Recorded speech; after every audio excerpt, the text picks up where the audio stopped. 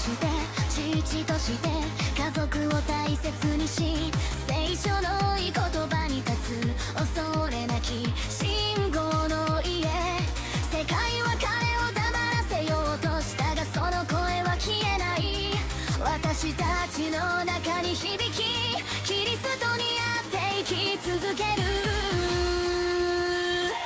We are Charlie Kirk 私たちはその炎を受け継ぐ福音のために戦いその名を称える We are Charlie Kirk 彼の勇気は私たちのもの一つに結ばれてもこの地に示そう戦いは続き闇はやがて倒れる彼の祝神と共に立ち上がり飯に応える真理は永遠十字架が道を示す神を指揮官として肩を並べ進もう We are Charlie Kirk 私たちはその炎を受け継ぐ福音のために戦いその名を称える We are Charlie Kirk 彼の勇気は私たちのもの一つに結ばれてもこの地に示そう We are Charlie Kirk 永遠に生き続ける We are Charlie Kirk 神と共に立ち上がる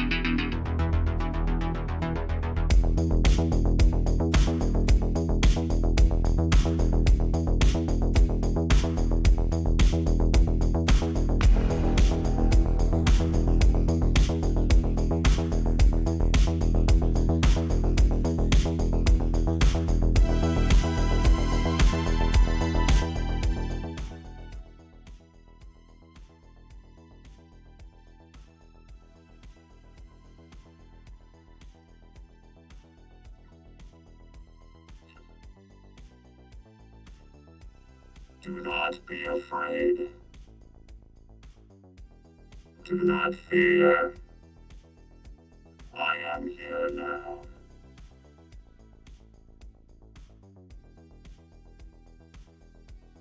Hi. Hello, everybody. Welcome to this, my little office hour session.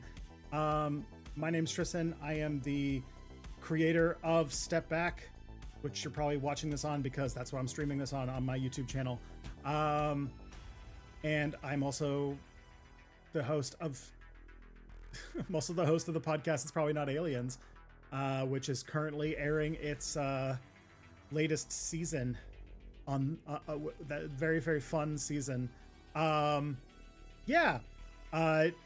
Thanks for showing up and tuning in on this Thursday evening, Thursday late afternoon, whatever time of day it is, I guess, for you. Even if it is Thursday, it's Friday in Australia right now. But anyway, my name is Tristan Johnson. I am the creator of Step Back, and I am also the podcaster of It's Probably Not Aliens. And I do work here. You can check out this channel, or you can go to my Patreon, patreon.com/stepbackhistory, and I just had a newsletter come out today. But yeah, we're gonna talk about all sorts of things. But I imagine that everybody who's here is already somebody who is pretty well entrenched in the Step Back world. So thank you for coming back. Thank you for hanging out. It's been quite a wild few weeks. I do have to say. I have been back now from the grave for a total of, I guess my first video back came out near the end of February. It's now early May, so it's been, you know, a little bit over 2 months, and it has been quite a experience. My first video back was a big old stinker, but my second video since my return, the video on Iran, was a surprising massive hit. I mean, making a video about a war that everybody was following, that released right before the Easter weekend, I guess I shouldn't have been surprised, but it did really well. And then I made a video on Christian nationalism that came out just a couple of weeks ago, and it is already it already has passed the Iran video for views. It's going crazy. And yeah, I have a video coming up soon that I'm very excited about, and it's something that I care a lot about, but I have a feeling it's not going to make as big of waves as those two videos. First of all, it's only going to be maybe like an hour and a half, not 2 hours. And two, it is primarily about the Democrats instead of, you know, a bunch of things, because the main reason is that this video is coming out as like Democratic primary season is happening, and I wanted to talk about the Democratic Party specifically when it came to something that is often taken for granted in the pundit sphere, something called the rotating villain theory of Democratic Party politics. And I wanted to investigate how real that is, and then it went into a whole thing about the political science term cartel theory, and the video, like it's going to go into like elite capture and all sorts of stuff. So I'm very excited because it's basically like a video about how political parties do things when what they want to do and what their base wants are not in sync. That's the sort of idea of the video that's going into. But I have to think of like an actual good title and thumbnail and everything like that, and test out what's going to work. Anyways, the script for that is done, so I should be filming like this weekend. I'm actually recording this like at prime, like, you know, family time, but another reason that I wanted to do a stream tonight is, one, because of the headwinds. Like, it's going to be like 4 weeks between videos, so I thought that doing something, you know, between those to remind you guys that I'm alive is a good thing to do. And I'm going to try in the future, to, if a video does really well, to make a smaller follow-up video that kind of will come out between that and the next video. That's one of the things that because of the success of this video, I'm going to try, because I've got quite some tailwinds right now. And I'll try doing a stream if that also happens. So that's kind of part of my thing right now. But the reason why I'm doing a sort of primetime stream is because my wife and my kid are out of town for the weekend. They left today. They're gonna be back on Tuesday, so I am here by myself, contenting all by myself. And so this is the first time I think I have been home alone since probably since pre-pandemic. I don't think I have been home alone in this house since we moved into it. I think that the last time that I think so, because I don't think there's the only time that I've ever been like kind of away from my wife and my son since the pandemic started was to go to VidCon in 2023, and that was me going to LA, not me being home. So this is just me, you know, doing my own thing. And it's been a few hours, and I spent most of it working on the newsletter that just came out for paid patrons. This is one of the things that I need to draw more attention to somehow, but I have a newsletter called The Commons, and 2 issues come out a month. One of them is free and one of them is paid, and I write articles. Like I recently, like today, wrote a pretty hefty article for it on what's it called? On the White House press event, the White House press shooting, and the sort of conspiracy theories that spun up around it, and how to not think like that. Hopefully people like it. I felt really good about it, and also it's got a little bit about.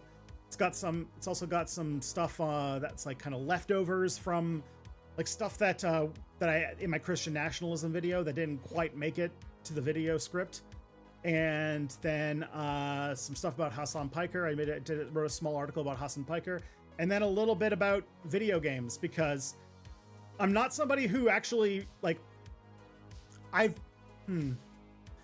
I'm not somebody who consumes a lot of media, oddly enough. Or I should say that, like, I mostly read books, but I actually have been between books for like a few weeks now, just because I like DNF'd the last book that I was trying to read, and I haven't really like had that dog in me to pick up the next book, which I don't know what it's going to be yet, but something.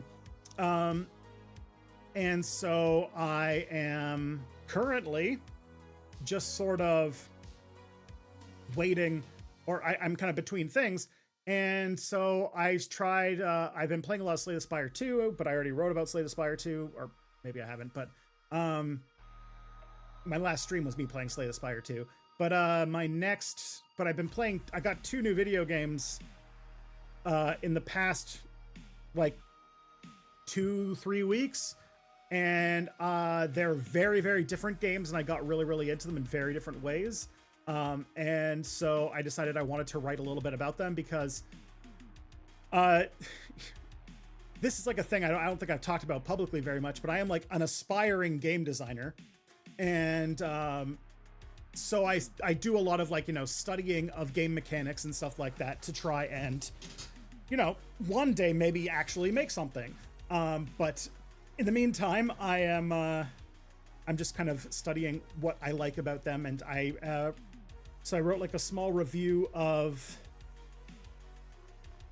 2 games, Shapes 2 and Path of Exile 2. And how they are very, very different games, but they are tickling my brain in very specific new ways. Yeah. So that's gonna be exciting. I need to take more time to just consume media, I think. Because I don't do that as much anymore. I'm so, and while I don't have like all the family commitments for the next few days, I should probably like watch some TV shows, because I'm super behind on TV shows. All the kind of stuff that I don't do. So you joined the stream. I thought I'd signed up for the newsletter, but now that you mention it, you haven't seen it. So if you want to if you want to read the newsletter, if you are a patron, so if you are on Patreon, if you are a patron, like a paying patron, you get 2 newsletters a month, but Patreon lets you follow creators without necessarily giving them money. And anybody who follows Step Back on Patreon will get an email with the newsletter, with the free newsletter that comes out once a month. So the one that came out today is for paying patrons. So if you are a patron, and one of the things that I'm trying to make as my personal philosophy about my Patreon is that I want to make as many things like for $1 as I can. So what that means is that you can, if you buy like a year of Step Back, like for each newsletter, for each like paid newsletter, you're paying something like 80 cents, because you get like 20% off, I think, if you buy, not 20%. If you buy like 12 months, you pay the price of like 10 months. And at $1 a month, that means $10 for a year. And that'll get you some newsletters. So that's a way that I want to keep it valuable, because I know that things are going to be,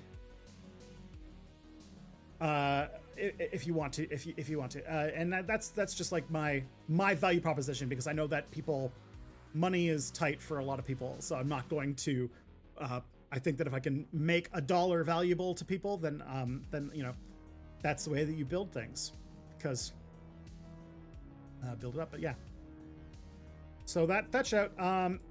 The next newsletter should be coming out in like 2 weeks, I want to say. I think so. Let me see. Yeah, it comes out on the 21st, which is 2 weeks from now. Okay. So there we are. That's where I can go on that front. And yeah, but since the last stream, I feel like I've done a bunch of stuff. Like since the last stream, we have a new leader of the New Democratic Party of Canada, which is pretty good news. And he's pretty awesome. And even without being in politics, like not having a seat in parliament himself, he has already shaped the conversation in Canada about political stuff and made people defend indefensible positions, and might have like hurt the Premier of Ontario's like standing in the polls and everything like that, which everybody thought he was kind of indestructible. I think Alberta secured the amount of votes to have a referendum that they're almost definitely still going to lose. And what else is there? Yeah, lots and lots of stuff.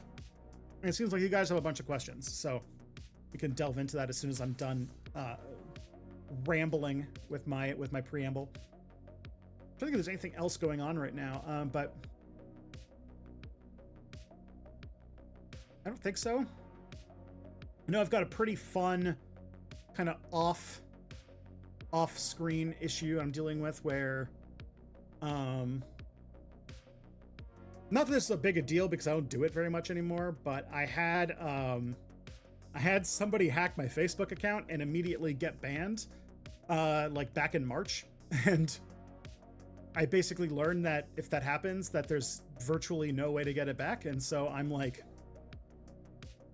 putting in but I'm an annoying bitch. So even if I don't want to do that, even if I don't really care about my Facebook account all that much, I'm like sending them a letter, and I'm like getting ready to put in like a complaint with the Better Business Bureau and like with the Privacy Commissioner of Canada and stuff like that. So that's a process. We'll see what comes out of that. I don't know if anything's gonna come out of it. One person said that I might be able to because I'm famous, but we'll see. Famous is a strong term for what I am. And yeah. I'm trying to think if there's anything else that's like really relevant to talk about like right now. I know that there's a UK election tonight, but the polls are going to close like when this stream, like right at the time the stream ends. And on top of that, results are going to be a little bit delayed. They might even come out as late as tomorrow, but things are looking interesting in the UK. I haven't followed the UK election all that closely, to be perfectly honest. There's kind of too much shit going on in Canada and the US. But I have heard that, you know, basically the two main parties are kind of losing their mojo, and that the sort of party system of the UK is on the skids, and that if things continue the way that they are, by the time the next like actual election comes up, or the next like sort of like, you know, London level election comes up, that the party might be between like what's it called, Nigel Farage and this Green Party. So yeah, that's the main thing. I'm trying to think if there's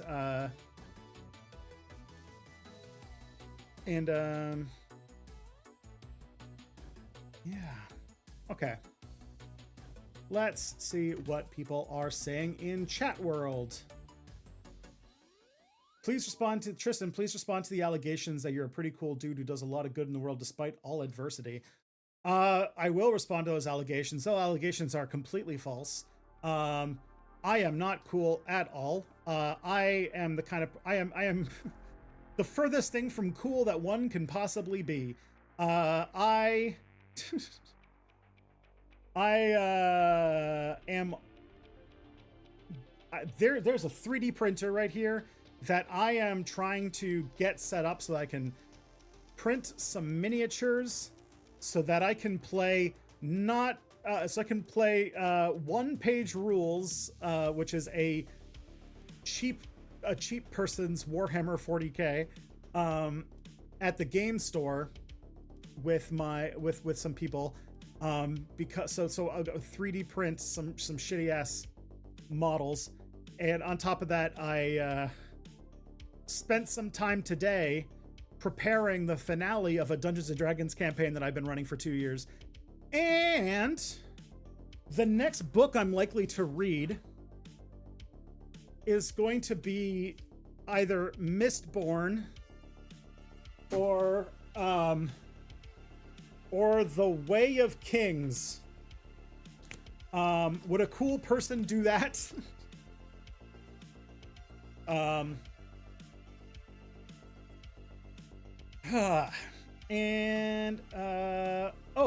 other thing too is, the podcast is currently airing its newest season. This is the one where Scott, my co-host, had just had a baby, and he is and so a whole bunch of episodes are coming out. And just yesterday, Scott and I recorded our first episode with him returning, corrections, and a whole new season and everything ready to go. So everything's pretty exciting. Okay. It's a pretty cool dude who does a lot of good in the world despite all adversity. I mean, I hope. I think that despite all adversity, let's be honest, but I think I've experienced, I'm one of the people in the world who has probably experienced the least adversity. Yeah, like what? I grew up in like a sort of professional managerial class, kind of upper middle class family in the fucking GTA who had healthcare, and the only real setback I had was a learning disability that I somehow tricked my way into the creative class, and so it doesn't ruin my life as much as it used to. But I do try to teach. I do try to make, use all of my ill-gotten gains for good, and try to teach the world about how the world works. And yeah, I mean, obviously people are getting value out of it. So I deny all of those allegations. Why is this song singing We Are Charlie Kirk? Before the stream played, I decided to play a Japanese Nightcore remix of We Are Charlie Kirk for fun.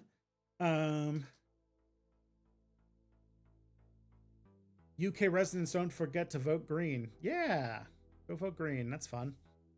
Do I still consider myself an anarchist?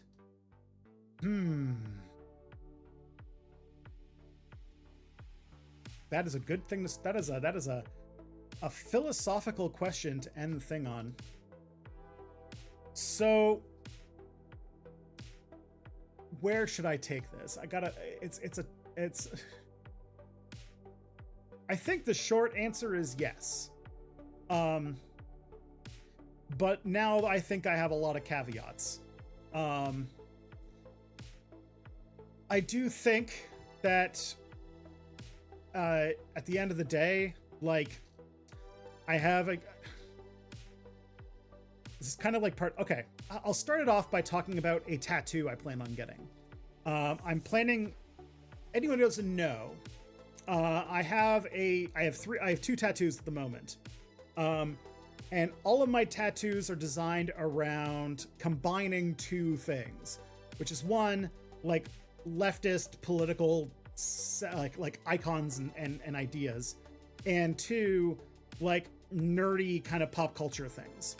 I have, very famously on my back shoulder here, I have a orc war boss from Warhammer 40k that has like a sickle and hammer on his belt, and like a bunch of like skulls wearing like Wehrmacht and like world like German, like, kind of like Nazi helmets and stuff, kind of like impaled on a spike, and like a big anarchist A on his belt buckle and stuff.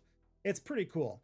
And I also have this one doesn't require me taking off my shirt to show, but I have a black and red IDIC, which is the sort of Star Trek symbol for the Vulcans that says it stands for infinite diversity and infinite combinations, which is sort of a philosophy that I have in the world.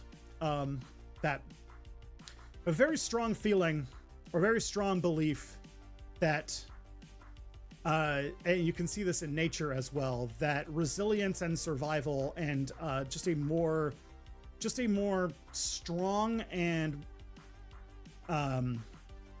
resilient society, and one that flourishes, is one that embraces difference and diversity and exploration of new ideas and new people, and one that embraces difference as a strength, because it is.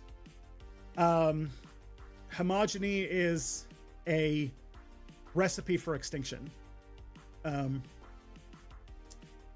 the new tattoo that I want to get is to do a couple of things, which is one, to announce that I realized that after my previous job that I cannot do the sort of 9-to-5 office job. I did it and I got so deeply, profoundly depressed, it almost destroyed me. I was in probably the worst mental health state of my entire life doing the 9-to-5 job. So I wanted to get a tattoo that distinctly will make it so that any office that cares about tattoos will prevent me from getting a job. So my plan is to get it on my forearm, and the idea is to get a sandworm, like a dune sandworm, where the head of it will be on the back of my hand, and it'll sort of be kind of coil around the arm. And one of the things about the design is that I want to have a very, very, very, very tiny black block guy with a little black and red flag coming off of him.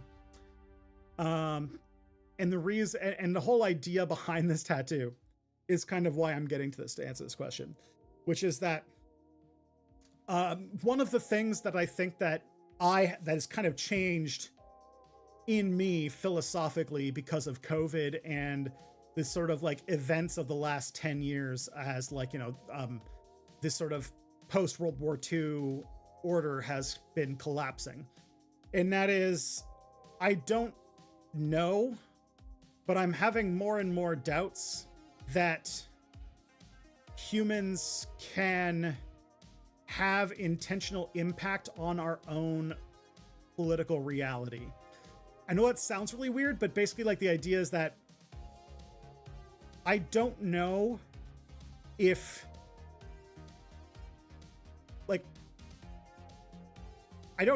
if you were just the revolution, the big leftist revolution that everybody's kind of prophesied, if it's going to come about before there is a certain set of material conditions that will allow it. I don't think there's any way to force it, because at the end of the day, I think that our civilization and our cultures are downstream of the material conditions that we live under and the relations that we have between other places and our economic, means of production. Very Marxist sort of, superstructure and base type argument. And that I've developed this sort of philosophy out of superstructure and base, that I do think that when we have an economic structure or sort of a set of means of production work in a certain way, our cultural institutions and our norms and what we think is right and wrong and what we our media and our religions and our governments all sort of build up around that. And because their power is tied to, their unequal distribution of power is tied to that set of economic conditions, they will all develop with a desire to keep those conditions in place. This is why, I would argue that, for example, Protestant Christianity is basically the Christian religious institution adapting to the development of capitalism. Because Protestantism fits with also liberalism, which is the ideology of capitalism, that all kind of developed in a time where Europe was going through a period where like colonization was becoming more normal, and the base of people's wealth was moving from like who had the most agricultural land to who could own, you know, who owned manufactories, who owned shipping companies, who owned colonial assets, that kind of thing. Capitalism, like proto-capitalism.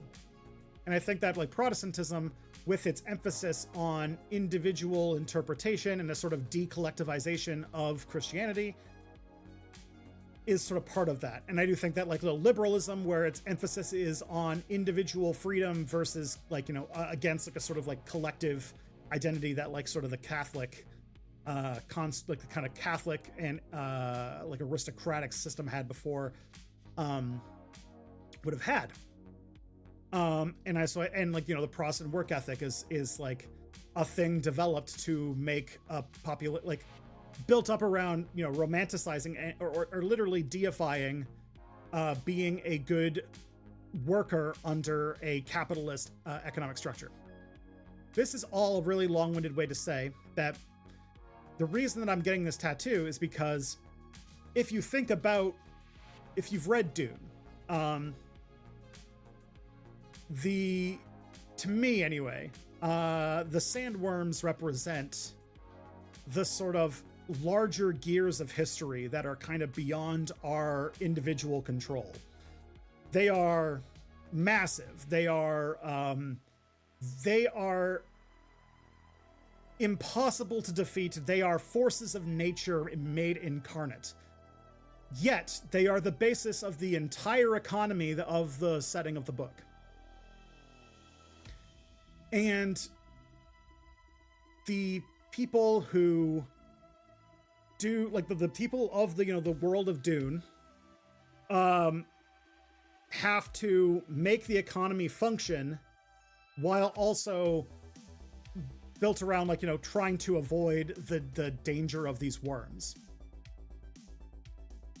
Yet the indigenous people of Arrakis, or Dune, or whatever you want to call it, the Fremen, who you know, they also treat, you know, they call the sandworms Shai Hulud, and they think of the worms in this fashion because, you know, the substance basically that makes interplanetary travel possible is a result of it's a chemical result of the life cycle of the worms of Arrakis. But the Fremen can travel via the worms. They learn like how to like take these like kind of grappling hooks and open up the gills of the worms that they can't submerge and ride on their backs. And there's just something in my head right now that I'm kind of grappling with, which is like, I don't know if we can impact history, if individual humans or even movements can be the thing that drives history, or if history just drives us. Or if that's even, you know, or if either of those answers is universally correct and it's not some kind of mix. But the little person on the worm is a way to say that it doesn't mean we shouldn't try. Because, you know, if history and politics is just like one complex system, you never know if you're going to be the grain of sand that causes the avalanche, right? You never know if you're going to be the snowflake that triggers the avalanche. And so my whole thing is like, do what you can, but also don't get in history's way. Now, when that comes to anarchism, I've like, you know, I have spent the last few years really like getting into Marxist theory and understanding Marx a lot better. And like, I gotta say, like, my like, there is a sort of way of thinking about anarchism that I definitely have moved away from. Like, there's a kind of anarchism that I do think is a shallow embrace of leftism that tries to use its libertarian or liberal, like, you know, kind of like liberatory aspects, like basically liberalism, the liberal aspects of the ideology to be more comfortable with the way that, you know, with the colonial Western powers than it should. And I've come to the conclusion that, like, you know, if I, like, politically, if I had to look at the world as it is right now and choose, like, you know, the existing powers that that closest align with the way that I think and feel about how people should be treated, I have more in common with China than I do with the US. And I could not be the kind of person, like, the kind of like anarchist who, you know, is constantly shitting on, like, for example, like the kind of like what do they call them, like tanky discourse, basically. Like, I think that was a fruitless discourse even at the time, and I would say, like, I have much more in common with, like, the people who full-throated defend this, like, you know, it's the People's Republic of China, than, like, the people who, you know, say that they're anarchists and then, you know, save, like basically put the United States, one of the most evil countries that has ever existed in history, and China on the same footing for, you know, criticizing China for its quote-unquote authoritarianism, and the US for its capitalism, even though I would argue that China is in many ways much less authoritarian than the United States, and has a lot more, like, you know, when it comes to economics and stuff like that, which I think is a bigger driver of politics, as I kind of mentioned, than that. Now, that being said, I also believe that organizations, and I've seen this in many different situations, but, like, institutions and organizations have a habit of being self-reinforcing and self-perpetuating. And so the kind of Marxist theory that, like, we make a communist state, defeat capitalism, and that once there is no more, like, classes in society, that, like, the state will wither away. That part of me I don't really buy, because I think that governments, like every other organization I've ever seen, have a habit of needing to just constantly self-perpetuate and expand in scope and in reach. And there's not really often a time where a institution gives up its power. And that, you know, a discussion about politics in terms of economics without also talking about it in, like, economic power, but also in just, like, the power of, like, you know, the power of, you know, state violence, which is what states, you know, that's their thing, monopoly on the ability to use violence on people, it's not going to be like a full, it's not going to work. Like, it's not going to, you need to kind of look at both. But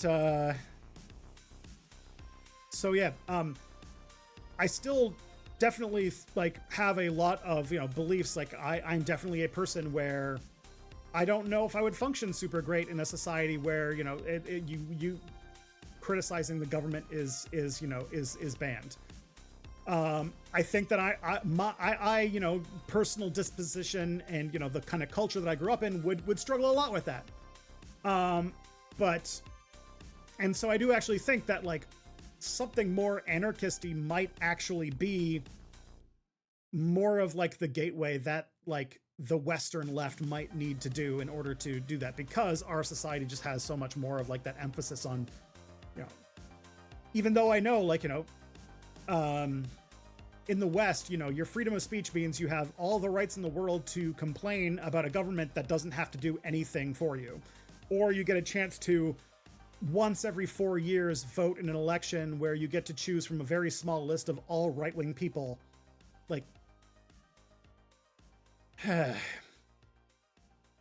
that also, in many ways, that like, those elections in and of themselves exists to channel your sort of desire to change the material conditions of your world through a system that they can then, determine the rules of. They can determine who is going to be on the ballot, who is going to be allowed to run, that kind of thing.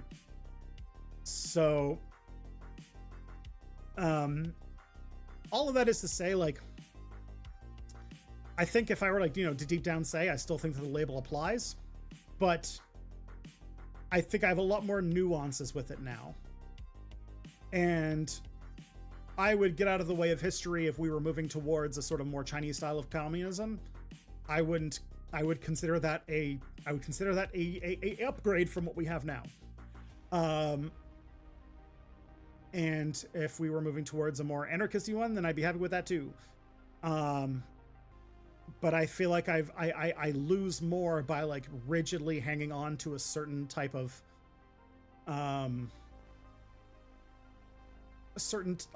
I lose more, I think, by rigidly grabbing onto these movements rather than gain, because I think that when it comes to like the global left and when it comes to like improving the sort of deteriorating world that we live in, that we should probably have fewer, ideological cliques. Like these are kind of like, to me, anarchism versus kind of like Maoism or whatever you want to call it. That is all, to me, philosophy and theory, which is nice to discuss and interesting and has like long-term interesting applications, but I think should be, and trust me, there are people who are on the sort of like pro-China like authoritarian communist side too, who I think are also being kind of like dickheads about this. But I think that we should just embrace what is in front of us and what would be an upgrade to the situation we're in. And so I think I've said this before in previous streams, but I feel like I treat anarchism more as like a North Star. Do things move more towards egalitarianism, either in the terms of power, hierarchy, or in economics? Then I'm for it.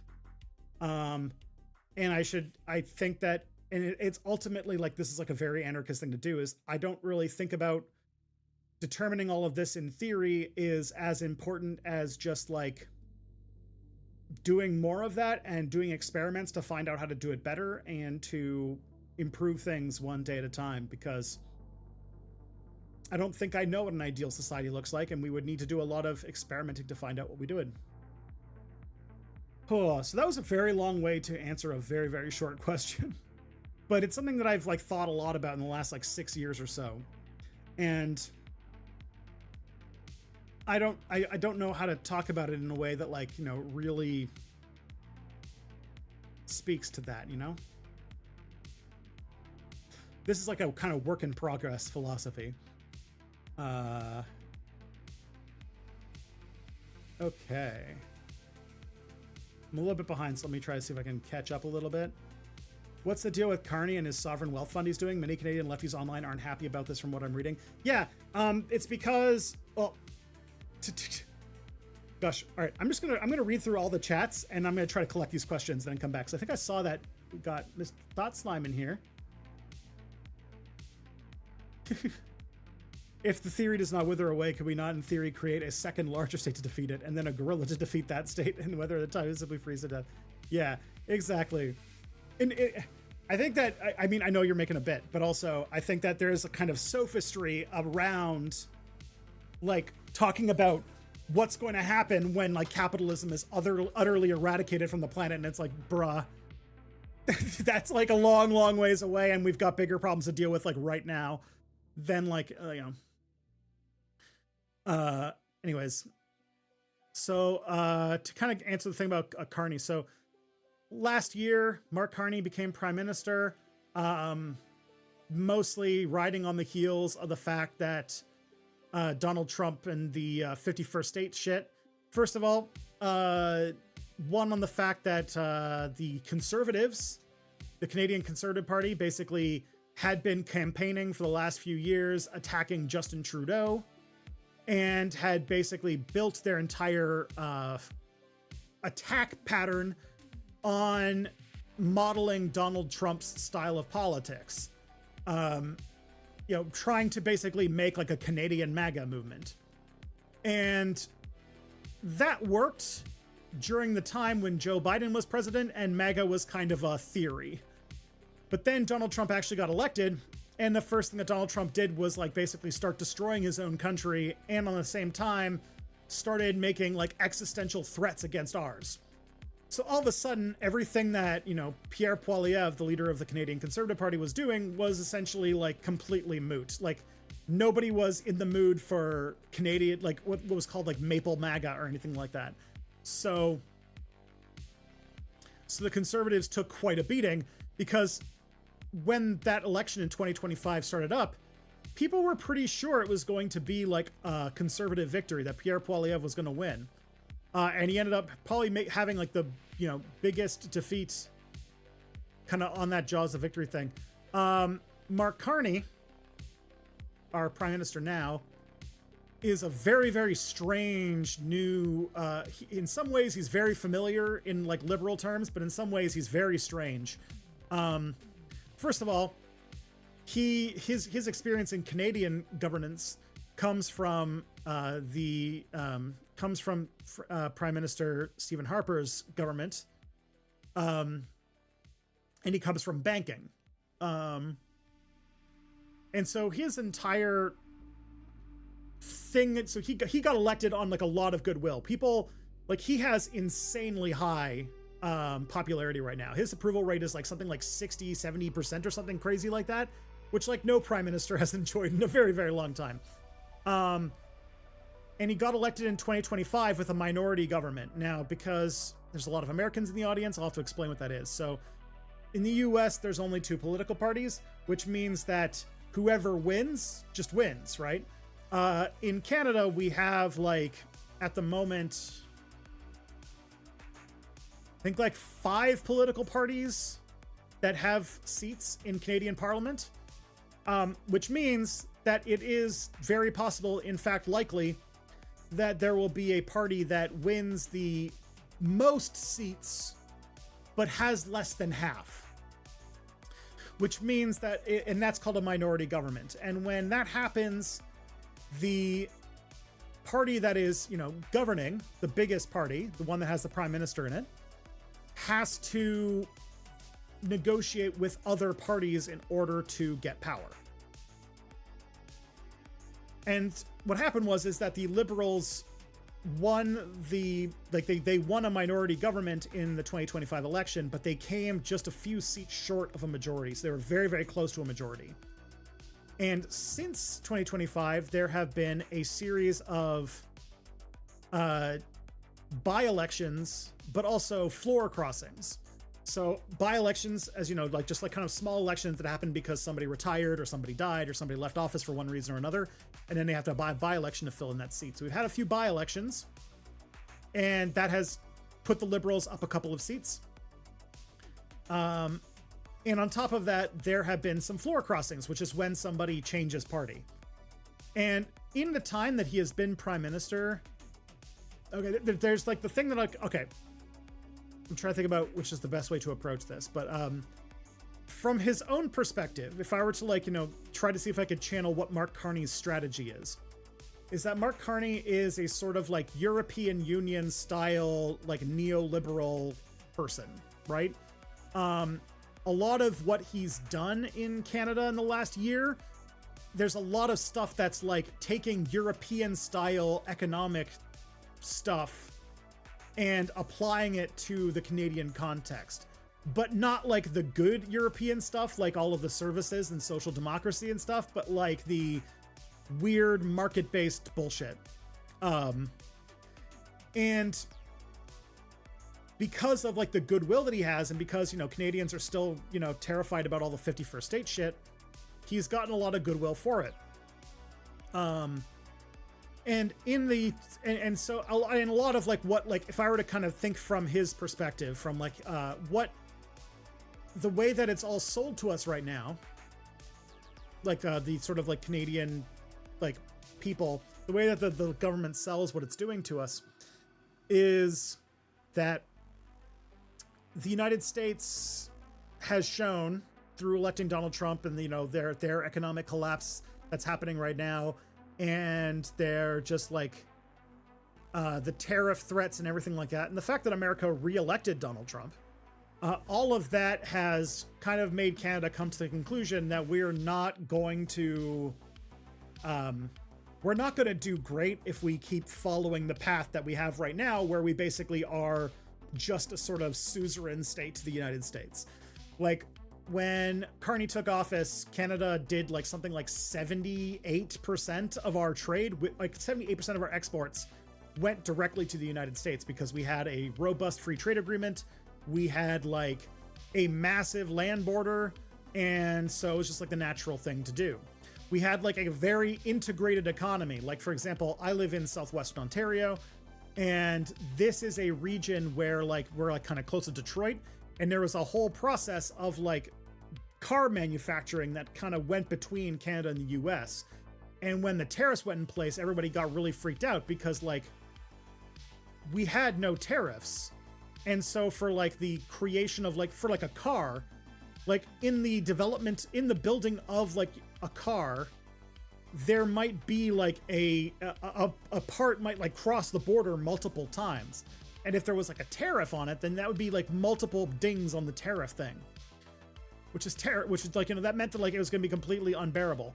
I think the idea was that, you know, then the car companies would move back to America.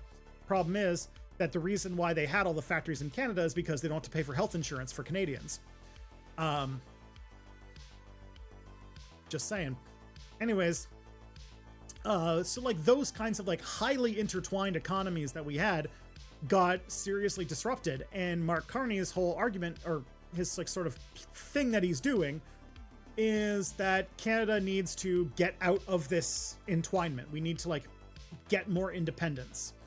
And if you look at the world, the way that sort of like the factions are shaping up, you can kind of see that there's like this, you know, there's three like kind of approaches to like, if the sort of neoliberal world order is collapsing, there's going to be sort of like three things that come out of it. There's going to be like Chinese style communism.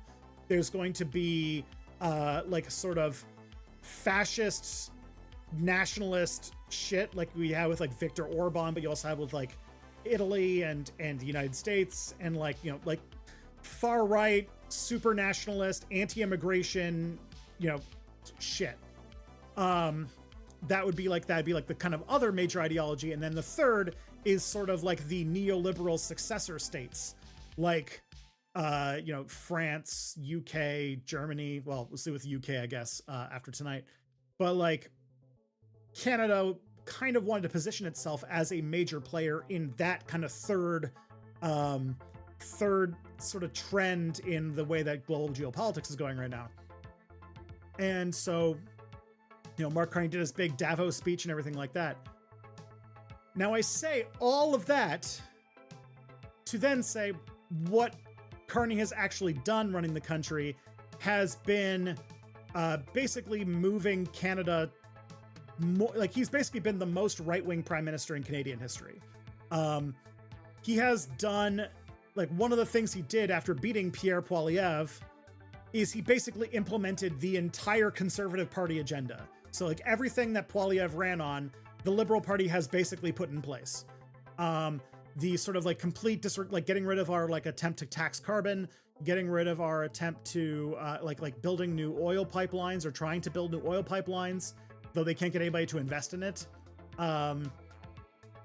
The sort of like, you know, skirting around indigenous nations approvals for things, like just like every single thing on like the Conservative wish list of items, he's basically done. And Pierre Poilievre, his whole thing with like the Conservative Party is that he tried to do like sort of Maple MAGA, which meant that he tried to get the Conservative Party to embrace more culture war shit, which in Canada is not really a thing that flies very well. And like people, even though people were voting for the Conservatives, everybody fucking hates Pierre Poilievre. I think even most conservatives hate him. Because outside of like fucking Alberta, most Canadian conservatives don't really like that sort of what they call cultural conservative stuff.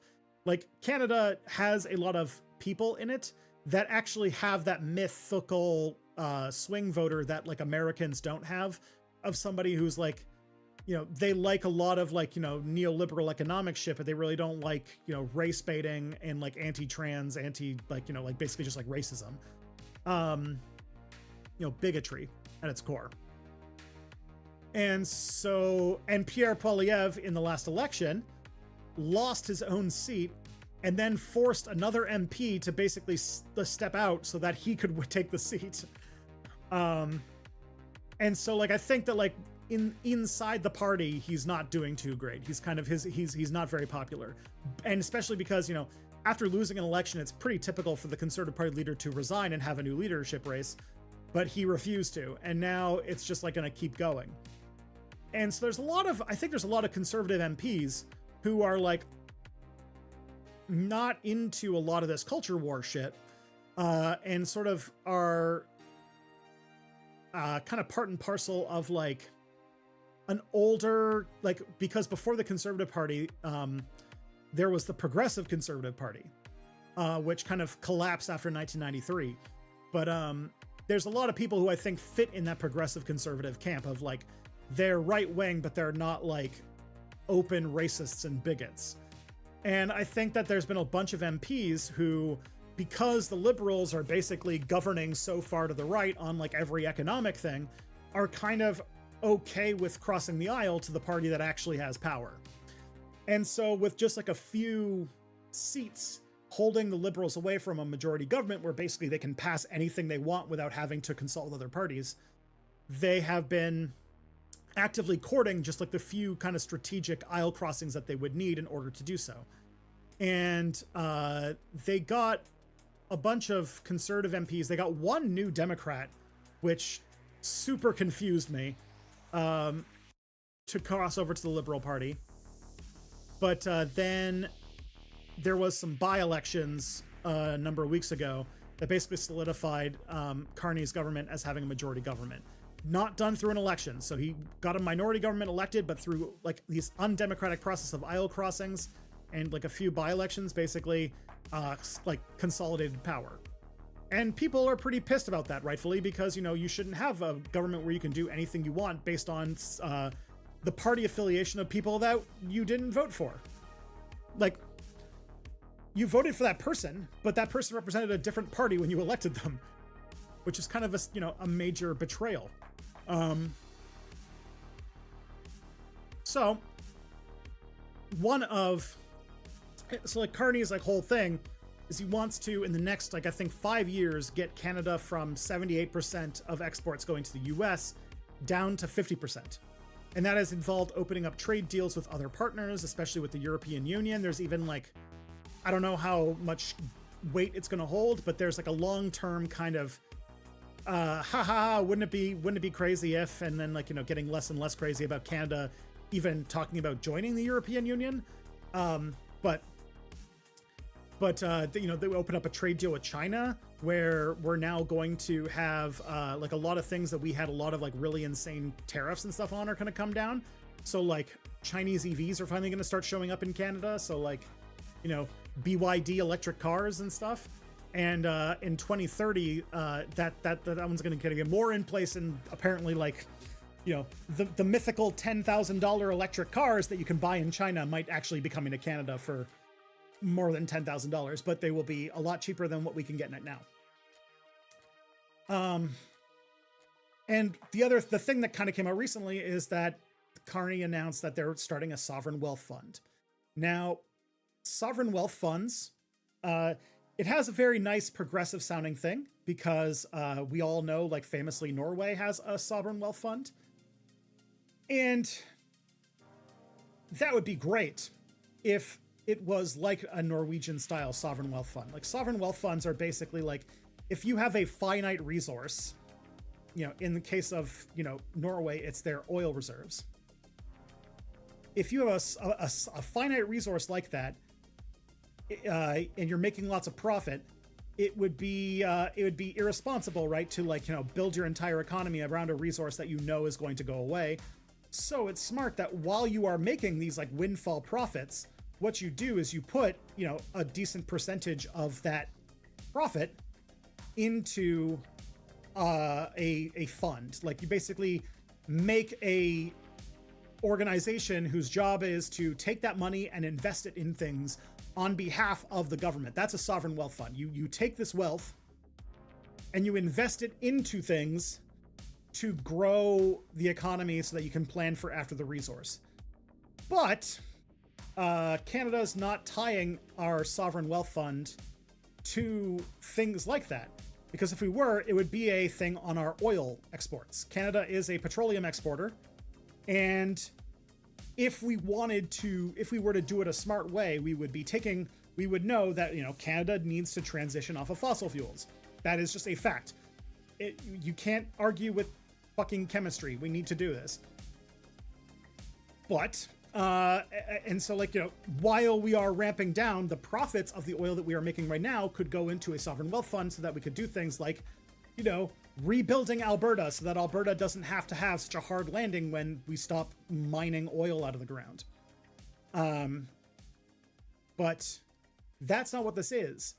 And instead, it seems like another state in a very, very long history in Canada, which is that Canada's not really a country that can support a like vibrant, competitive market economy on a lot of things.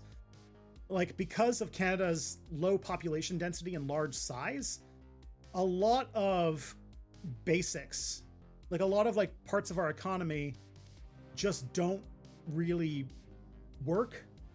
Like, we can't really have a competitive cell phone scene. We can't really have a competitive groceries scene because those require a sort of like amount of investment that like would not make it profitable. So how Canada, which is still ideologically dedicated to capitalism, has tried to get around with all that is that we will just basically hand out like handloads, like big fistfuls of public money to private companies to get them to stay profitable and stay in Canada. You know, there's always like this whole thing where like Canada just gives like a private company shitloads of money under the promise that they'll keep jobs in the country. And it seems like this sovereign wealth fund is basically just going to be more of that. It's just going to be a systemized version of us bribing private companies to stay in the country. It's not going to be a way to like grow our assets as a country on our behalf. It's going to be like another way to funnel taxpayer money into private companies' hands. And, you know, maybe there are different ways to do things. Like, you know, our new NDP leader, Avi Lewis, who has argued like maybe these things that don't work when you privatize them, we should just make them public, like grocery stores and internet and that kind of thing. Wouldn't that be great?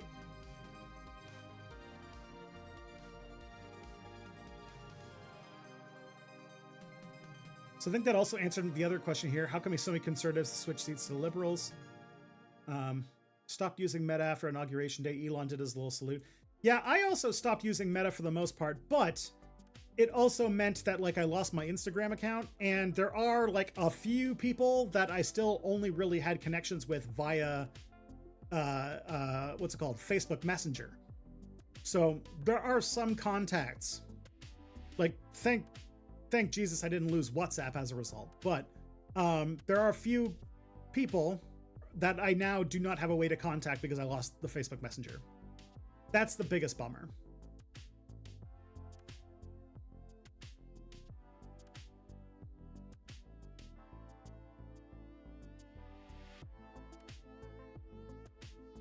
Should think about doing a video about our glorious God Emperor Trump and the devout cult followers. I mean, what can I say, right? Bullsh, you're cool. Your video about my favorite leftist, Emma Goldman, is second to none. Well, thank you. Emma Goldman is also my favorite historical figure. I don't know if I can, I don't really want to mess with the camera, but like over in this sort of direction, I have a print. There's a print on the wall that I have of Emma Goldman's mugshot from when she got arrested for she got arrested under suspicion of being in association with the person who murdered William McKinley. So I have a picture of her mugshot on my wall.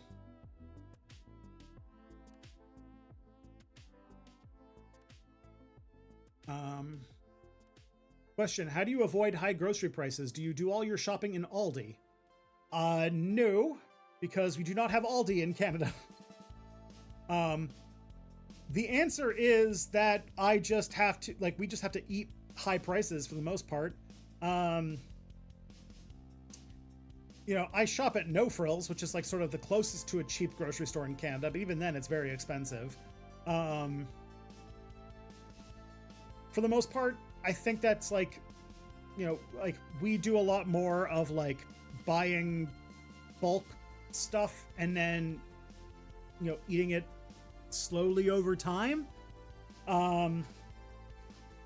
That's been the main way that we try to get through it, and just buying cheaper versions of what we used to eat. So that's really the only way that we're able to manage grocery prices. And even then we're like, you know, not managing that well. 'Cause, you know, and like groceries are like sometimes like, you know, I probably go and buy groceries every 2 or 3 weeks, and it can sometimes cost between like, you know, $200 and $300. So, oof.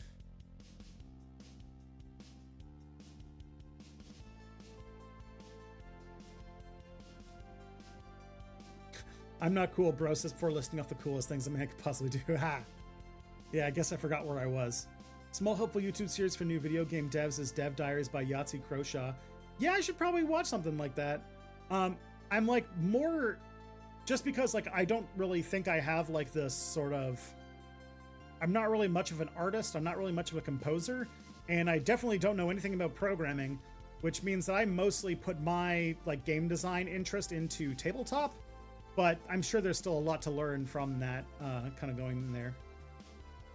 The GTA you stated in Grand Theft Auto, yes. You're the Ancom Hassan Piker, and you're a lot more interesting to listen to. Well, I don't know about that. I'll take it, though. You just got a tattoo of a frog standing on top of a skull? Okay, interesting. That's a cool image. At least it's not a Ferengi tattoo. Yeah, that'd be an odd pick. The Ferengi symbol isn't even that interesting, honestly.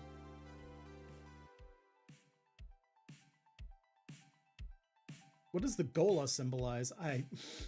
Good question. The Vanguard party will just end up becoming the new ruling class. It's just meet the new boss, same as the old boss. I think that's like a little bit pessimistic, but I do think that like, cause like we don't really have historical examples, right? Like, because like the last example we had, you know, of like sort of a communist, like, you know, like the global communist movement with like, you know, the Soviets and stuff. That was a country that, those are countries, even China today, these are countries that are trying to do socialism in a world where every country on earth, and especially the most powerful, richest, and militarily powerful country in the history of humanity, is, you know, doing everything they can to choke you out of existence. And I think a lot of like sort of the choices, especially the choices that are, you know, more brutal and authoritarian that happened under these regimes, have more to do with that aspect of things. It's not like they just do, you know, they just do authoritarianism because they just love it so much. So I don't know if we've had like a situation where you have like a sort of socialist communist country that has a ruling party that then doesn't have like tons of external threats.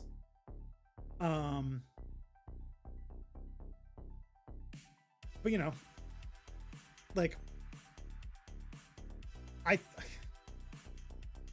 do think that, you know, if I would rather be the sort of like anarchist agitator against the communist state than I am right now just being like a person writing as our kind of country descends into fascism. So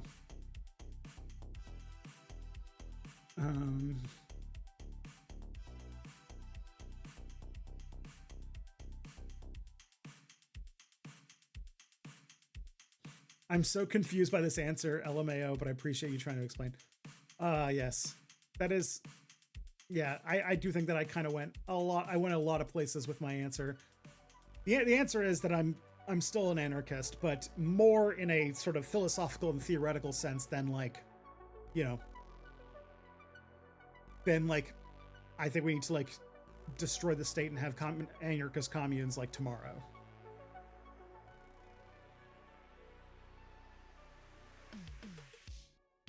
What's my opinion on Pat Socks and mega communists? Should we try to work with them, or are they just fascists who need to be opposed? Yeah, their ideology seems inherently incoherent. It's just they do seem like just fascists who like left-wing aesthetics. But yeah, so like what's it called? You don't without having like class-based solidarity means having solidarity with people of all races, backgrounds, genders, and sexual orientations, like and you know, different levels of ability. Like there's no like way that you can be a person who has class solidarity and believes in left-wing socialist values and also be a nationalist. Those are kind of incompatible ideologies. And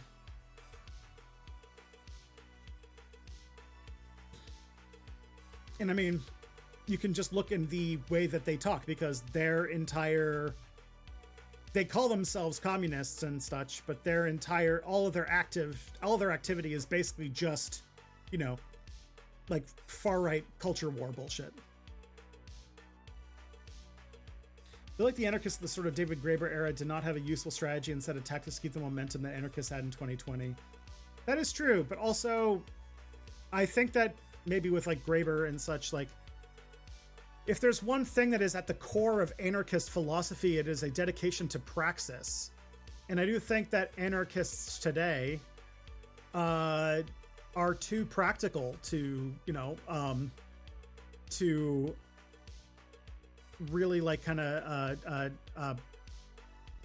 like I don't think that like any anarchist is convinced that like propaganda of the deed is going to be the thing that makes the state fall apart. And like we are kind of at a point where states are so powerful and so overwhelming in their abilities that like there is no way that like an anarchist society can survive in our current context. You can try, and there are definitely some ambitious projects that are making it work, but you know, like to me, like successful experiments in anarchist social organization are not going to be sovereign in a lot of ways. Like I think there's going to be more of like kind of like what you see with like those like kind of communities in Spain or like in Rojava and stuff, where like there's going to be these like experiments in like left-wing libertarian ideology, but they'll be like within larger states. And I think that left-wing states, you know, communist states are going to be more amenable to that kind of experimentation than capitalist ones.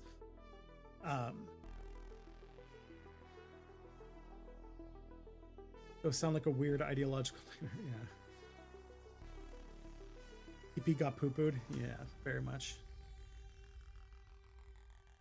What do I think of the future of the UK Labour Party is going to look like? I really can't answer that one, honestly. I really do not know UK politics very well at all. As far as I know, as far as I can see, it looks like the party system is breaking down in the UK, but also that could just be like a snapshot of the current moment we're in. If, like, say, Keir Starmer resigns and a new leader is put in place and that leader is moderately better than Keir Starmer, will, like, all of this kind of undo? If the Conservatives choose a new leader and their new leader is more competent, will Reform lose its momentum? I don't know. I don't really have as much of a grasp on UK politics to talk about it. The only thing that I know about this election that I'm kind of interested in is that and I don't know how much this stands for the United Kingdom, but the United Kingdom made a really big mistake by leaving the European Union. And I don't know what's going to happen with, like, one of the things I'm kind of picking up from the election is that or at least from like the way that things are moving, is that outside of like the sort of emergence of Reform and Green, you also have a resurgence in the SNP and Plaid Cymru. I don't know how to pronounce I don't know how to pronounce that party, or I think they're just called PC over there. But those might be like, I don't I the Holyrood the Holyrood has its elections tonight, and I'll be keeping my eye on that, because like one of the things that the party system falling apart might do is it might be like the beginning of like those parties, maybe like of like these kind of like regional parties being more big. And then also, even though I know that London has said they're not going to do it, like, you know, the current leader of the SNP said if they win the election tonight, which it looks like they're going to, that they will try to push for another referendum. I don't know. I don't know if Plaid Cymru is anywhere close to that kind of level of organization, but I don't know. People seems like there's a lot of people in the UK who are pretty tired of England. But also, this is me being very uninformed. I feel like I'm feeling reckless just saying this, because I actually think you should ask somebody who knows British politics better than I do.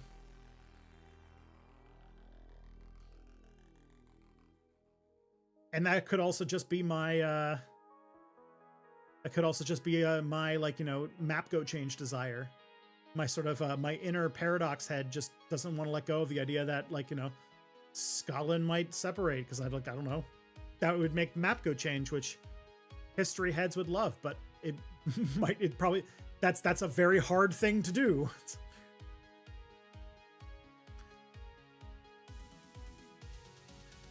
Can you use the US dollar in your region? Nope. It's not our money. Liberalism and conservatism are often aligned. The thing conservative conserves is liberalism. Yeah. Really, like, if Pierre Poilievre sticks to the leader of the as leader of the Conservatives, I think they're going to lose pretty badly in 2029. And what we're kind of seeing right now might be like a liberal conservative merger, which would suck, because the Liberals and Conservatives are the only two parties that have ever been the government of Canada, which would basically just mean like there is no alternative to the sort of Liberal Party.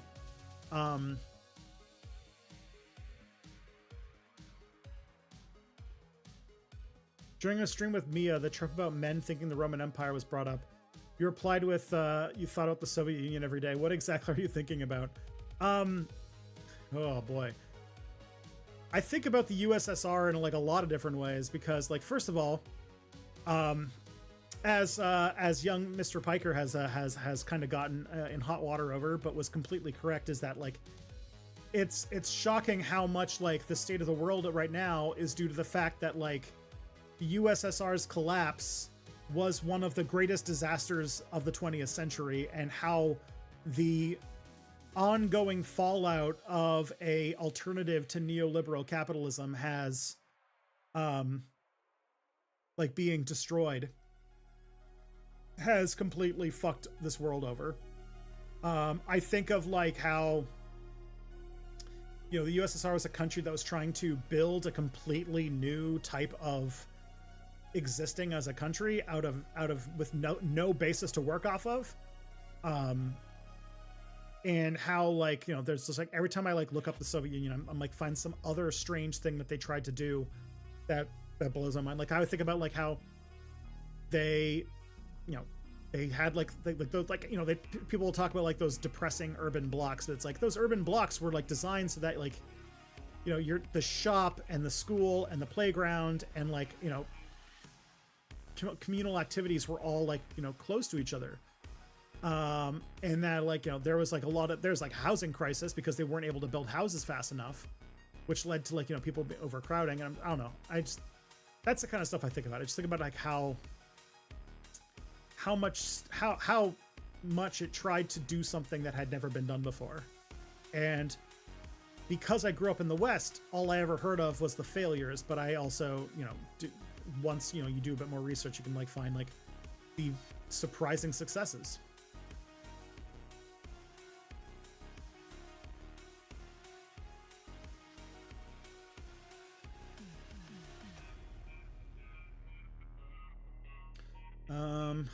Let's see.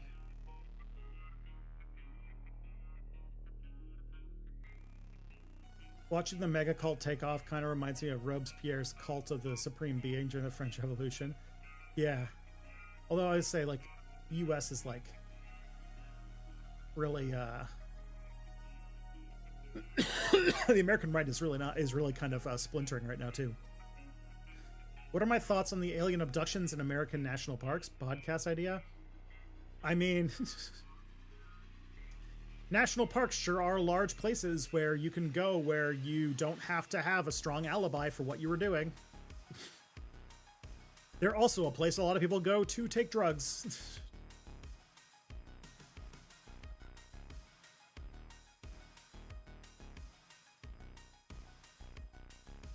Yahtzee's channel Second Wind also has a D&D series called Adventure is Nigh. Nice.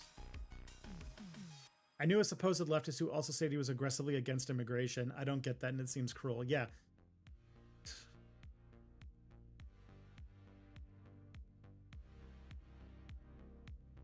What made me think that the Arab supremacist neo-Nazi scarf was a good look for the... Oh, fuck off.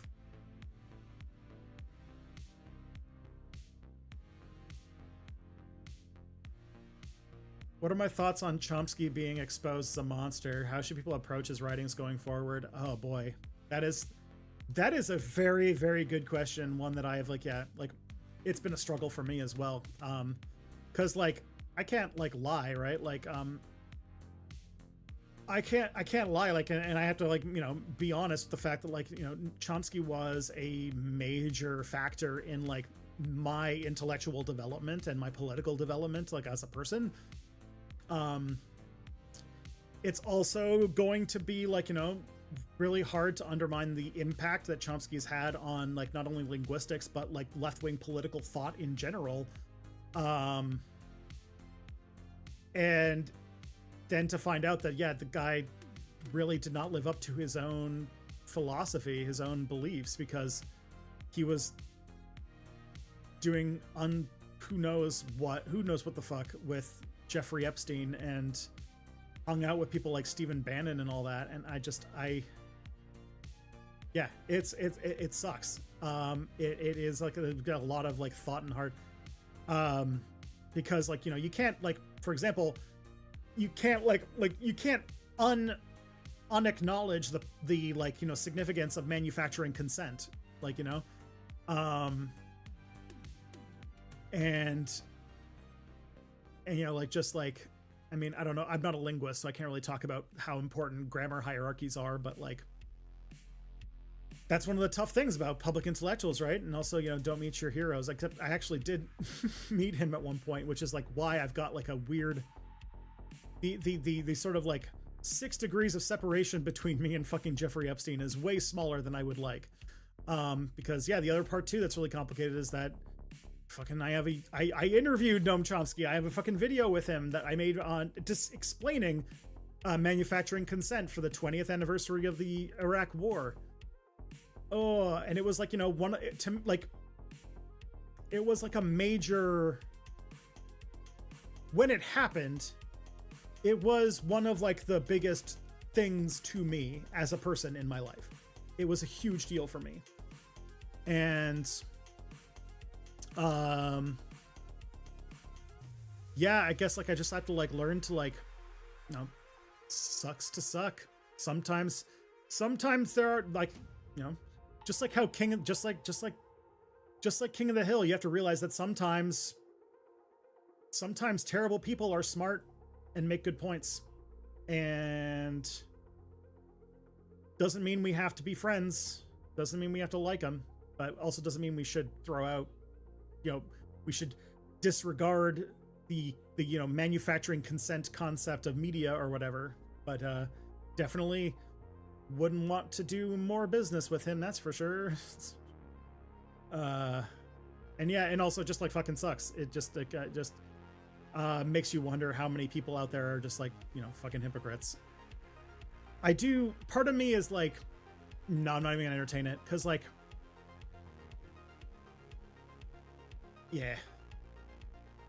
part of me okay, maybe this is just me being old, and this is dangerous. This is just me thinking out loud. So This is all very lightly held beliefs, but I will say, I have, and this is very rare in this community. I have been a person who is on the radical left in politics for a very, very long time, right? And so that like I decided to be that I was an anarchist. I kind of came to that conclusion that I was an anarchist in 2009. And kind of went into like socialism / communism probably as early as like 2004, 2005. And I think of things like there's a period, and it's kind of hard to believe because of how things have gone since, but there was a period, early 2000s, where if you were on the kind of fringes of the political sphere, you had no power or voice whatsoever. Your ideas weren't taken seriously. You did not have jobs. You did not get publications. There was really like dick all that you could do. And while I don't, I will say like I don't condone this behavior because it was, it shows a level of hypocrisy that I think is pretty bad. But I think that there were times where people who were kind of, there was some bonding over being outside of the political mainstream. And also I do wonder where people's politics were at different points. Like I'm thinking about the whole thing with like fucking, like Chomsky and Steve Bannon. And I just think about like, where the fuck was like Steve Bannon politically at that point and all that kind of stuff. Cause like the first thing I go to is, there's this movie called Waking Life, which was sort of like this weird kind of wishy-washy philosophy movie, but it has like an extended Alex Jones sequence because there was a time where like Alex Jones was kind of just like a counterculture icon. I don't know. I don't know where this line of reasoning is taking me, and I am not in the business of making excuses for befriending fascists or whatever the fuck Noam Chomsky got up to with Jeffrey Epstein. I was like pissed off enough by his by Chomsky's in the email like defense of fucking Woody Allen. Ugh.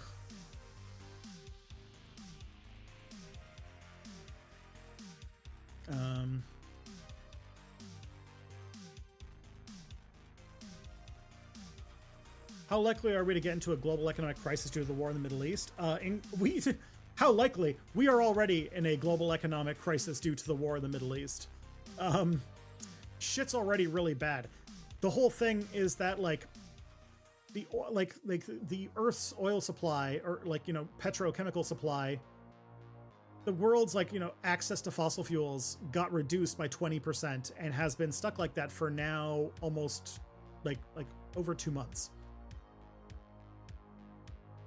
Now that's going to hit different places at different times, but like it's already a economic crisis in East Asia. In the US, it's happening right now because now all the tankers that normally would fill up in, the Strait of Hormuz are going to the US to fill up their refineries. And so the US is selling all of its domestic oil, which is raising the price of oil. And because of Trump's market manipulation, there's, I think, some really problematic future stuff happening where the price signals and supply signals are getting out of whack, and there could be a situation, because one of the things is there's two kind of oil prices.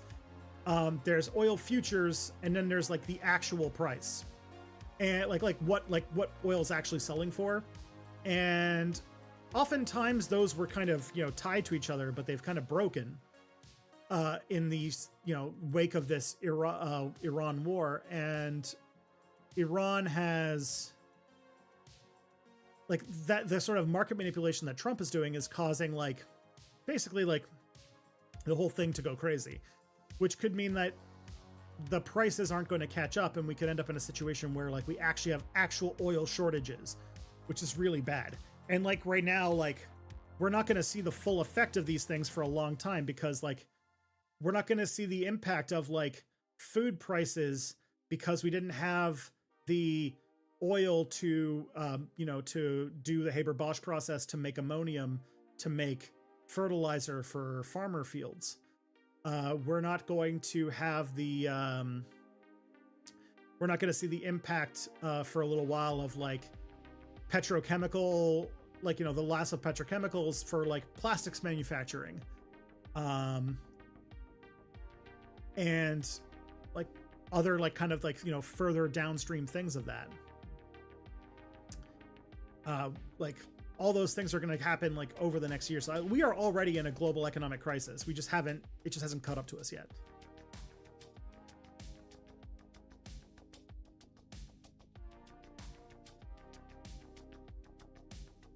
What do I think is the future of transport decarbonization is in Canada or any region or party capable of experimentation or improving when Scotland and Wales or Baden-Württemberg? Well, that's a good question. I say that for every question. You guys have good questions.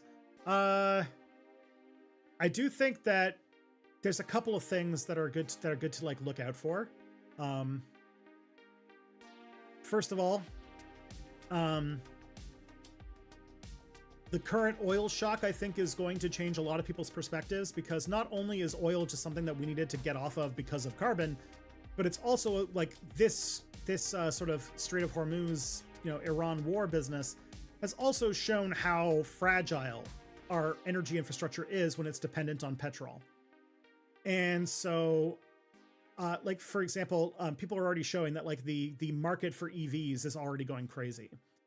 And that combined with the fact that like China has like extremely heavily invested in the like improving of the efficiency and price point of electric cars. And on top of that, we're about to see the sort of like solid state batteries really kind of come into their own soon, which could drastically reduce the price of batteries because it decouples them from lithium, which would make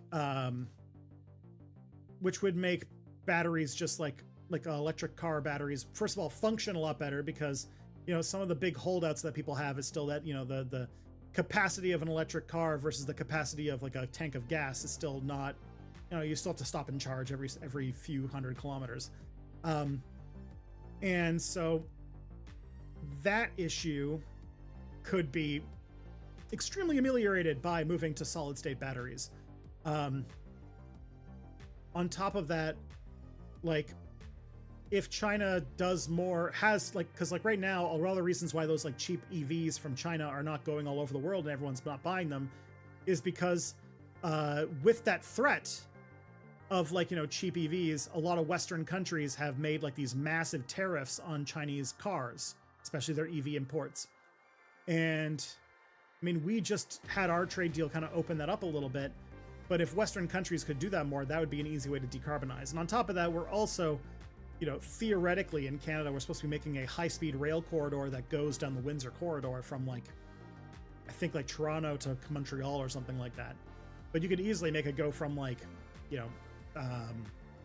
like Windsor to Quebec City. And it would be like, that would be like a major high-speed rail corridor that encompasses a region of Canada that is like half, if not more than half of the population live very close to. And that would be huge. So I do think that this oil shock might actually inspire a little bit of that. Who knows? Maybe that's a silver lining to this whole thing.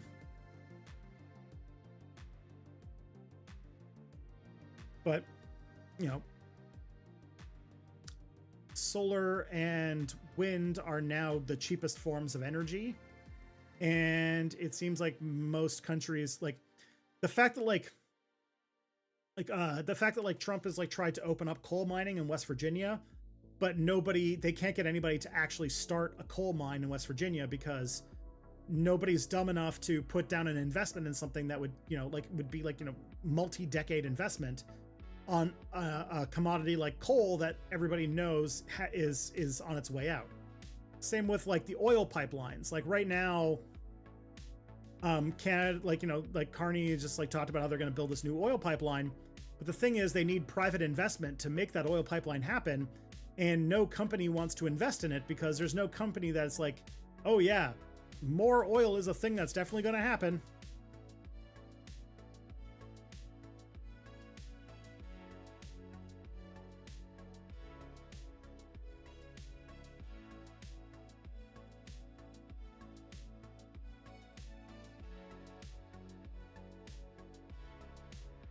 I'm originally from San Diego, and you could use the US dollar in Tijuana, Mexico, so I was curious if it's similar up north in parts of the Canadian border. If you lived in like a border town in Canada, you might be able to get away with it, but maybe less so these days. Most Canadians are kind of pissed at the United States right now, and so people might get kind of grumpy about that. And also, Canadians are very sensitive about like Americans just like kind of thinking that we're just kind of like America Junior. Especially after all the 51st state shit. So like, you know, when Scott went on a trip to Montreal last year, I said to him, like, people will be very nice to you as long as you just don't make any jokes about the 51st state thing, because Americans don't realize how fucking pissed Canadians got over that. For me, the US currently resembles the fall of the Roman Republic less than the fall of the Weimar Republic. What are your thoughts? I mean, kind of. Neither of them are really great explanations. If you had to like pick, is this a fall of Rome or a fall of Weimar? I would definitely say it would be a fall of Rome. Just because like the US is basically collapsing because it's like unable to maintain a sort of martial empire of global dominion, and things like what happened with the blocking of the Strait of Hormuz show that like to a lot of the world that kind of lived under American hegemony through its military supremacy, I think a lot of people were under the impression that like, you know, like I think there's a lot of countries that, you know, saw the US as like, you know, protecting them security wise, and that's why they kind of like put up with America's bullshit. But now that America showed that, like, you know, Iran, a like middle power, was able to fucking, it's kind of like America ran the world like it was like the big bully in the schoolyard. But we just saw the big bully try to pick a fight with like the little wiry kid, and the little wiry kid just kicked his ass.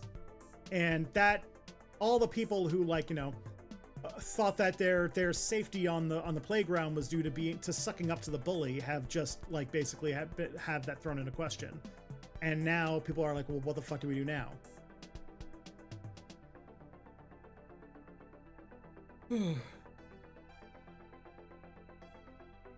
But like all historians would say, or like any like, you know, academic historian would say, there isn't really like an equivalent to the collapse of the American Empire. And if there was a closer analogy, I would say the closest analogy would be probably the fall of the British Empire. Because like I wrote an article about this for the newsletter last month, but like you could treat like the fact that like America has like turbo fucked itself with its intervention in Iran, you could very much see and the fact that like so next week, Trump is going to China to basically probably beg Xi Jinping to try and fix the situation in Iran. I think that you could very well see like an equivalent to what happened in the Suez Crisis in the 50s, where the British intervened when the Egyptians nationalized the Suez Canal. And Israel got involved, and they were successful, but it was very, very, like, it was way less easy than they thought it was going to be. And in doing so, the United States had to get involved, and they did not get involved on behalf of the of the UK. And in doing so, that was basically the entire world seeing that the UK just like didn't have the juice anymore. And from that point onwards, like people kind of knew that the British Empire was kind of done. And I could see like this Iran war kind of being an equivalent of that. I think it started with the re-election of Donald Trump, because that showed that this like sort of descent into weird fascist bullshit was not like a fluke, and that this was like this is going to be a recurring issue with the United States. And then it just showing that it doesn't have the sort of military potency that it used to. Is just everybody's like, nah, yep, we're done. Have you seen or ever watched Babylon 5? Did you enjoy their take on racial politics? I have seen, I think I've seen part of Babylon 5, but only like early seasons and only like a very long time ago, to the point where I don't really remember a whole lot of what I saw. But it's on my list of shows to watch again, so I'll report back. Will Kamala Harris run in 2028 to give the White House to the GOP again? I hope not. I hope that, because she like kind of like has had some interviews where she's like flirting with the idea, but first thing, she only got the nomination by like default, and so she only got the nomination by default. Two, when she put out those things, which like in like kind of communications terms is like a trial balloon, it's called a trial balloon, where you hint at something to see how people are going to react, and you can make decisions otherwise. And my guess is that the overwhelming negative response to Kamala Harris saying that she might run for president again probably solidified the deal for her. But if it's very likely that the 2028 Democratic primaries are going to be a very big field. There's going to be a whole lot of people kind of fighting for that. I think that it's going to be a very crowded primary to see who kind of like, because like the Democratic Party right now is at a real crossroads as to like what direction it goes from here. And I think that there's a lot of different visions for that. And I think that we're going to see that result in like a really crazy primary. And Kamala Harris in the 2020 primary, which also was a very big and crowded primary, ended up having to drop out before even the first ballots because she was so shit at, like, nobody liked her. So I'm guessing that, I think that she probably won't run, but even if she tries, that she will not get very far. I think that most Democrats, if you're looking at like the kind of outcomes of primaries right now, most Democrats are, one, really pissed off at anybody who, didn't acknowledge the genocide. And two, they didn't are like pretty much done with like I think most Democrats are like, okay, we need to do something new now. Like this, like sort of like centristy kind of Hillary Clinton era, like not Hillary Clinton, like Bill Clinton, Hillary Clinton, Obama era approach to politics is not working, and it has resulted in losing two very winnable elections. And so they needed to try a new strategy.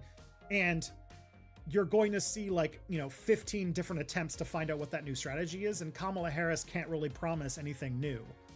What you're going to see is like Gavin Newsom trying to be like, what if we just did a bunch of racist and transphobic bullshit and basically just acted like Gavin Newsom's whole thing is like, what if we acted bigoted and also pretended like we also have dementia? Maybe people will vote for that.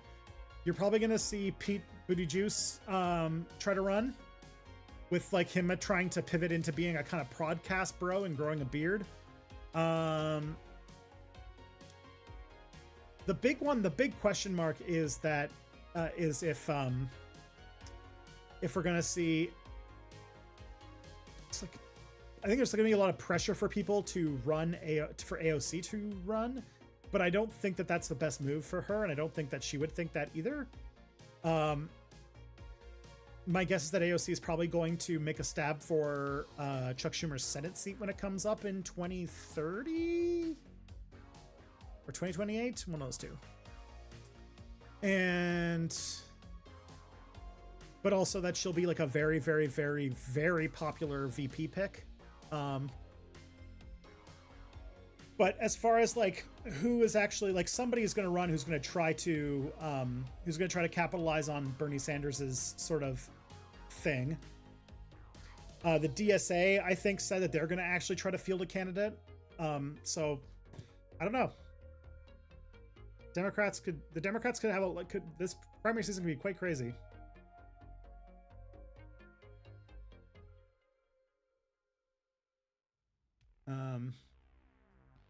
John Pritzker, maybe.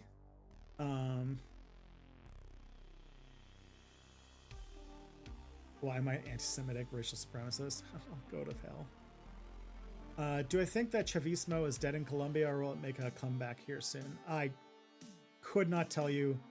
You'd have to ask a Colombian.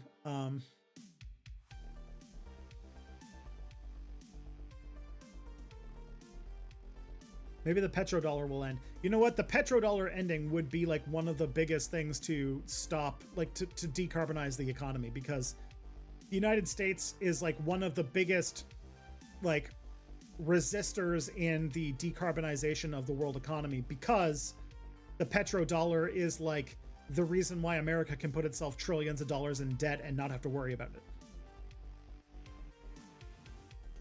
Will the US actually Anschluss Canada? If so, will Alberta join willingly? I don't think so.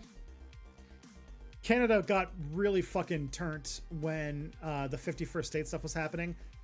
Alberta just like this just happened like earlier this week, but somebody ran a Alberta like a petition to get an Alberta independence referendum on a ballot, but everybody's making the real claim that like, or everyone's really showing like the polling's just not there. Not enough Albertans want to vote for it. And the CBC just put out, like, I think it was the CBC. There's like a big report that just came out, a big story that just came out showing how like everybody who's tied to the everyone who's tied to like the Alberta independence movement online are being paid either by Russia or the United States. Like it's just like, it's like all foreign provocateurs.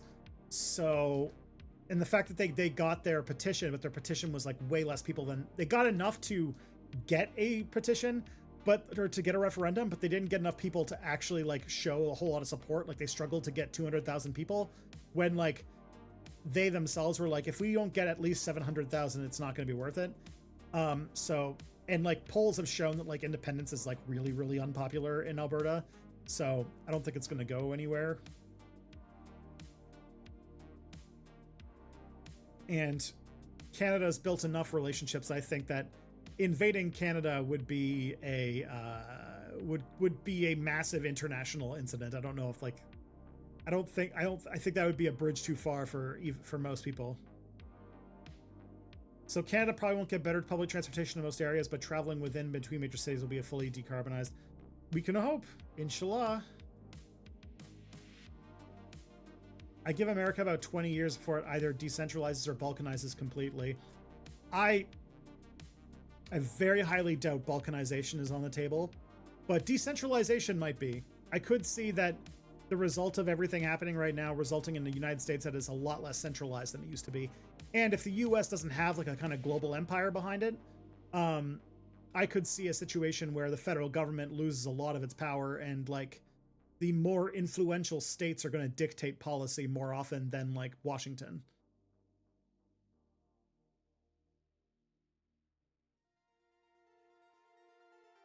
I just hope Harris runs for governor of California. She's not. They're already in the primary season for that right now.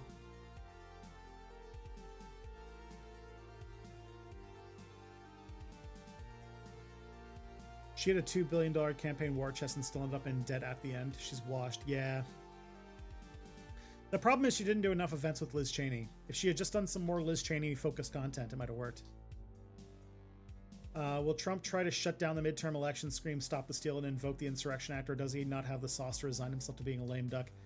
I don't think he's going to do that. I think that he's trying to make it so that through like legislation, you're going to do it the classic American way that they prevent elections, which is that they're going to gerrymander every state and they're going to make it so that's really hard to vote. They're already trying to do that. That's how they're trying to steal the midterms. It's not going to work because I think that the tide against Trump is now so big that I think that they know they're in for a bloodbath in November, one way or another. And canceling elections is like, I think that they know like that's not going to go anywhere. What I think will be interesting is that if it shows, especially if you get closer to November, and it shows that like Trump is like really, really toxic, how many Republicans like kind of campaign on being against Trump. I wonder how that'll go. But yeah. You meant Venezuela, my bad. Yeah, I have no idea what the state of... To me, I don't know if anybody, even in Venezuela, know what the state of Chavismo is in Venezuela right now.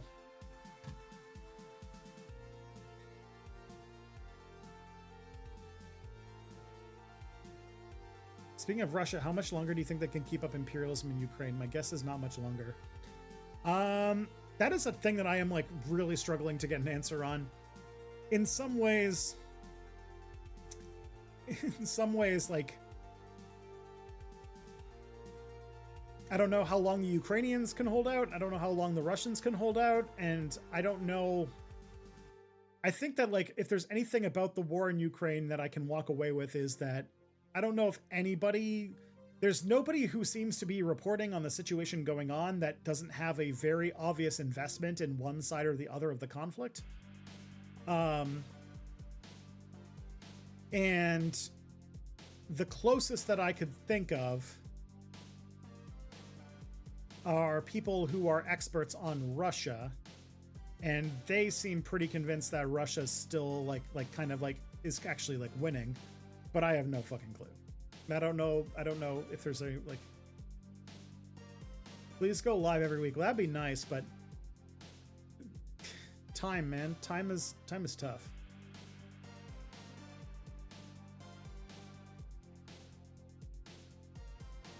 I have no clue who to vote for in the California. Just got your ballot yesterday. I mean, Tom Steyer seems pretty decent. He's a billionaire, but he seems to, like, it seems like of the candidates that you got for California governor, he's the best one you got.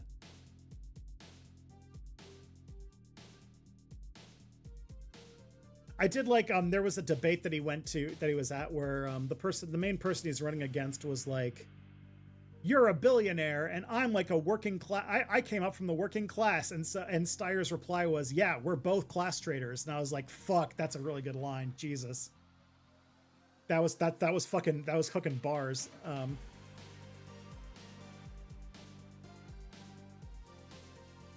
But I'm not close enough to California to know how the California governor's race is gonna shake out. Especially because California does that weird jungle primary too, right? So whoever, even if like it could be that like the first and second candidates are both going to be Democrats. I don't know.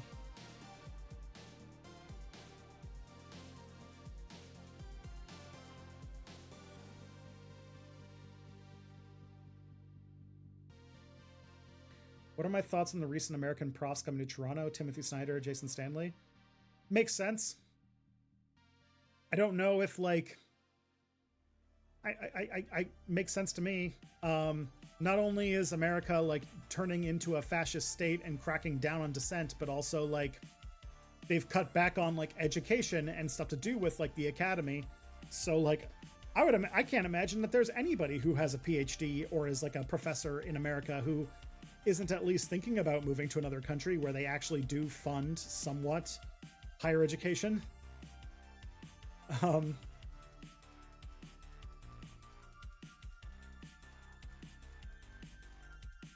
Like I actually I'm like having like a decent conversation with a friend of mine who is an American, like she's like a scientist in the US, and I told her how she actually does have a path to Canadian citizenship and is going through that process. So I think that there's gonna be a major brain drain from the US because one, a lot of the US's like, you know, like intellectuals and academics are immigrants, and even the ones who aren't, if you cut all their support, they have nowhere to go, so they're going to go to other countries.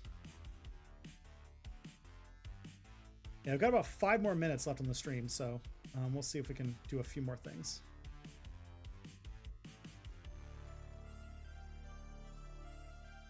Have I commented on the Brianna Joy Gray and ContraPoint / Natalie Wynn debate that was uploaded earlier today? It was interesting to see a liberal left debate discussed.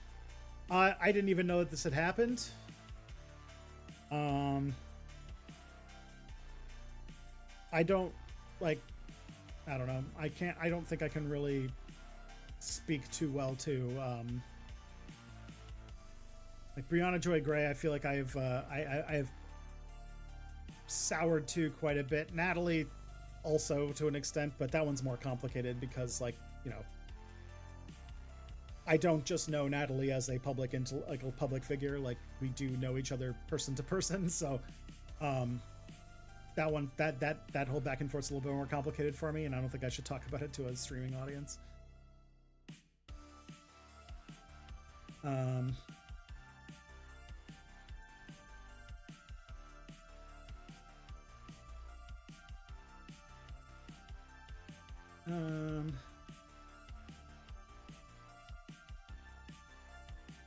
Will Tucker try to take over MAGA and either run for president or be a kingmaker?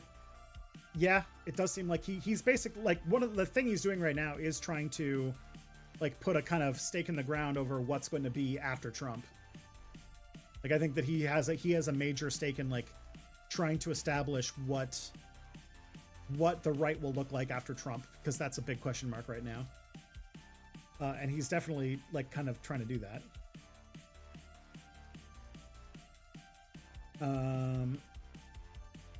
Looking into the path to dual citizenship, big problem finding birth certificates though, especially for the girls in my ancestry. Yeah, so I don't know if I can pass this along to anybody who doesn't know, but if you are a US citizen and you have a grandparent who was from Canada, there was a Supreme Court decision a number of years ago where there was like an entire, like, there were people who a number of decades ago were not able to apply for Canadian citizenship that should have been able to apply for Canadian citizenship. And because you can't metaphorically, or just because you can't like find out if somebody would have applied for Canadian citizenship if they had the right to in the past, they've kind of opened it up. So if you are a US citizen, or if you're anybody, if you have a grandparent who was a Canadian citizen, you might have a path to citizenship. And it's not like a path for like permanent residency. It's like you should have been legally allowed to become a citizen, just because of like your parents should have had the right to apply to become citizens because their parents were from Canada. So by that transitive property, you should have also had the right to do that, and you weren't allowed that. So now that path has been opened and you can kind of go down that route. So that is something that if that is a path that is open to some people.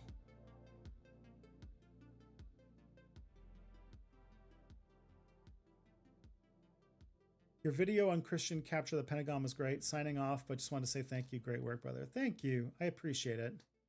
Oh, all right. We are coming to the end of the stream.